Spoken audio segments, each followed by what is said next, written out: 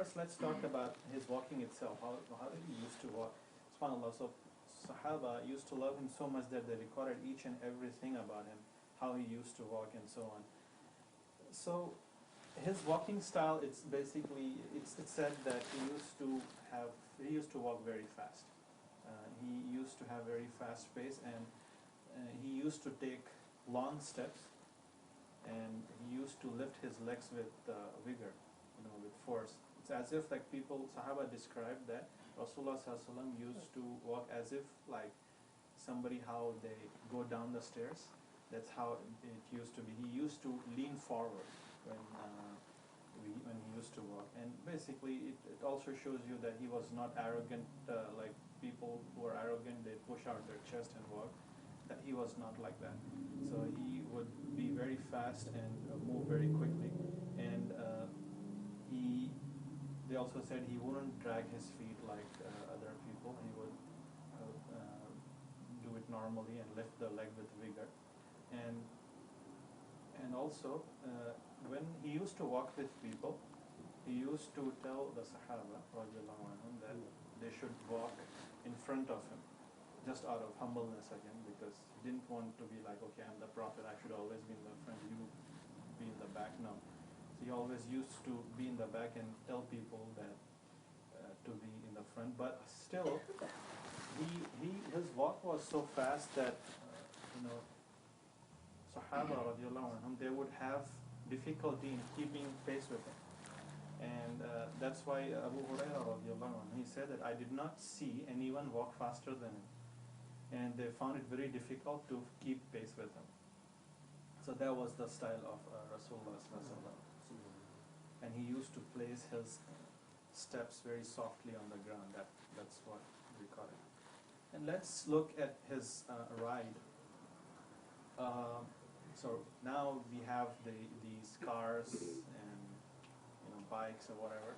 At those times there was a ride, but it was in the form of horse, mules, donkeys, or camels, right? So did Rasulullah sallallahu alaihi wasallam have any of those? He had a donkey. Actually, it's called a mule, not a donkey. And they had a name also, and it's recorded in Sahih Bukhari and many other hadith. His name was Ufayr. And what's the difference between donkey and a mule again? So a mule is basically, you can say it's the parents are male donkey and female horse. So that's you get a mule. And it's interesting about mule is that it has good of both horse and mule. So donkey, if you know, it's famous for being very stubborn and very not intelligent. So mule actually is intelligent, not like donkey, and it's not like stubborn like donkey. And it is better than horse in the sense it lives longer than a horse. So mule has better thing. But the thing about mule is that they are not good at fertility. They do not produce children, or reproducing is not that common among them. So that was one thing. And I don't know why with this mule, they have a lot of fabricated stories. People say that, when Rasulullah sallallahu alaihi wasallam passed away, this donkey or mule committed suicide, and he used to talk and so on, but those things are really stories. People just want to spice it up. There is no evidence for it. But another was the camel named Qaswa. Remember the camel who Qaswa was? Yes. This was the one that actually belonged to Abu Bakr radiallahu anhu, and when it was time of Hijrah, Abu Bakr radiallahu anhu gave it to Rasulullah sallallahu alaihi wasallam, but he said, no, I will not take it from you, I'll buy it from you, because I want to get rewards of Hijrah as well. So Rasulullah sallallahu alaihi wasallam bought it from him, and he used this same camel to go to Medina. And this was also used many times, like even during the conquest of Makkah, Fath Makkah, this same camel was used, and also doing Umrah and many other. Did he have a horse? He had a horse. It's recorded in Sahih Bukhari, the one that we are covering, the book of Jihad. It was mentioned there, Al-Luhayf and Al-Lakhif, or Al-Lakhif, one of those. It had, but most commonly it was famous for the mule, the fire. used to have like a saddle and rein that was made of date palm leaves. That was also recorded. And also we have recorded in a hadith in Shama'il by At-Tirmidhi how he used to sit, what was his manners while sitting. So one thing about sitting was that if he was sitting for a gathering, it is recorded that whenever he would sit for a gathering, a halaqah or a short meeting, he would always begin and end with the dhikr of Allah subhanahu wa ta'ala. Right? This is something we are missing today, you know. So if we have a masjid meeting or any meeting in general, we just start, okay, this is the agenda, this and this. So this is the sunnah that we should always strive for, because if you don't start with Bismillah or dhikr of Allah, the blessings will go away from that meeting. So your accomplishment, your goal will not be met or will not be that successful. And also if you end it with the dhikr of Allah, you'll have more blessings in whatever you plan to do, inshallah. So that's again, all the things that I'm discussing, they're always takeaway points that we should try to implement in our lives. Okay? And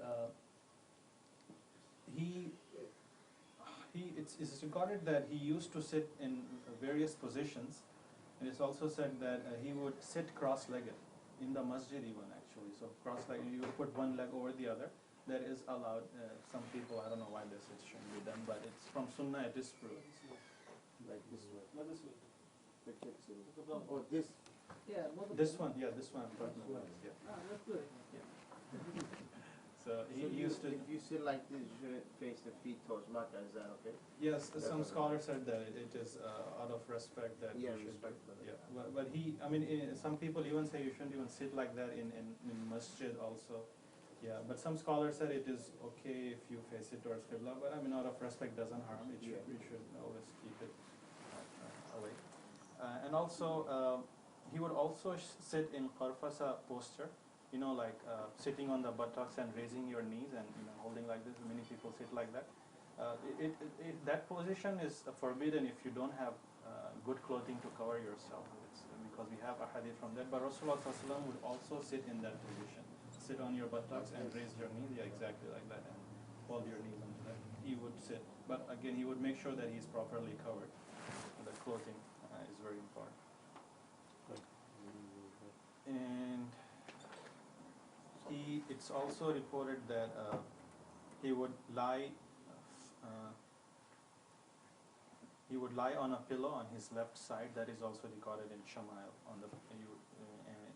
He'll be resting on the left side, basically, lying down, and also resting on one of his side. That was also recorded. And let's see his sleeping. I'm amazed whenever I read about these ahadith about his sleeping. It's something that majority of us don't implement. The way we sleep, the way how we have our practice, it's completely different. Most of those things you already know, like how Rasulullah ﷺ used to sleep. He would put his right hand under his right cheek, and he would sleep like that, and on his right side as well. So right side and on right cheek, and sometimes he would also raise his right arm. It will be in the air, and he would sleep on this one. And the scholars say that this helps because it won't let you go into very deep sleep because your heart is on the top. So it helps that way. And if you notice, how much did he used to sleep? He used to sleep very little. It's said that he would divide his sleeps into 2 sessions. So after, for example, you say Isha to Fajr, right? If you break it down, he would divide it into 3 portions. First portion he would sleep. That would be like the first third of the night.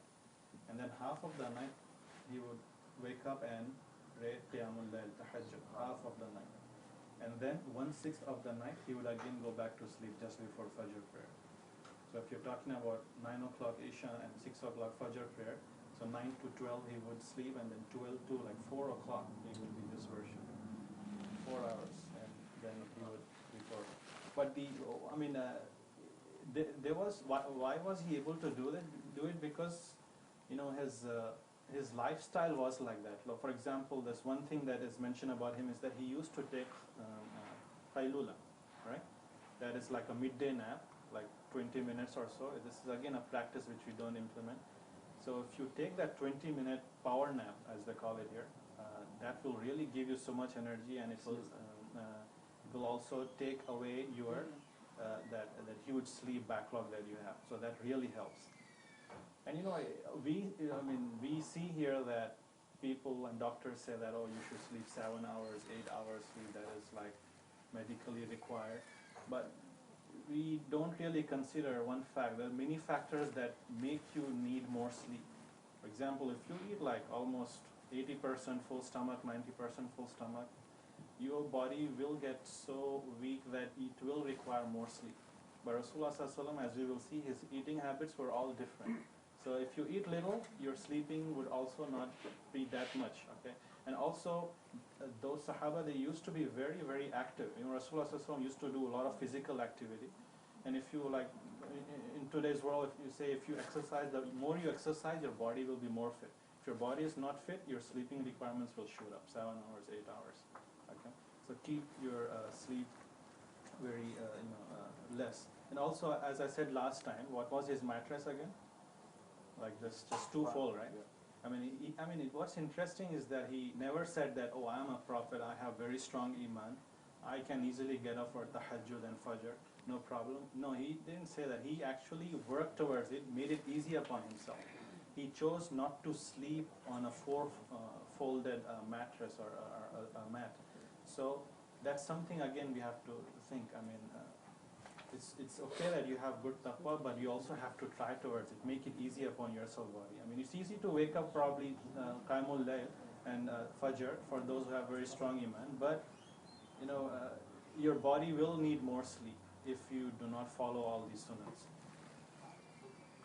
And we also know the sunnahs, that whenever he used to go to sleep, what did he used to do? He used to recite the du'as that we learn on Mondays here. He used to also recite the 3 quls and blow over his body. And also, when he woke up, the same dua that he would recite, that you all know, and also it is, subhanAllah, it is also recorded that he also snored when he was sleeping. That is also recorded. That's nothing wrong with it, but that was also there with him. And so again, the whole idea of his sleeping was that he didn't want to go into very deep sleep, and yet he was doing justice to his body. He was very much against people who were like trying to abandon all their sleep and worshipping all the time, all night. He would say, that's not my way. I keep a balance. I worship also, and then I sleep also. And just not sleeping and just worshipping is not a sign of strong iman, but you have to work towards it. Make your sleeping requirements less. So may Allah subhanahu wa ta'ala help us really. And if you sleep on a very expensive and very fancy mattresses, really, your sleeping requirements will definitely be more than 7 or 8 hours. So another thing which is said about his sleeping is that my eyes sleep, but my heart is always awake. So one time that happened that he just got up and he did not make wudu and started praying. So his wife, she asked him why you didn't make wudu, why just stood up. But he said that I have a different case. Even though my eyes are sleeping, my heart and my mind is always awake. So that was, we will cover as a separate chapter things that were very specific to Rasulullah sallallahu alaihi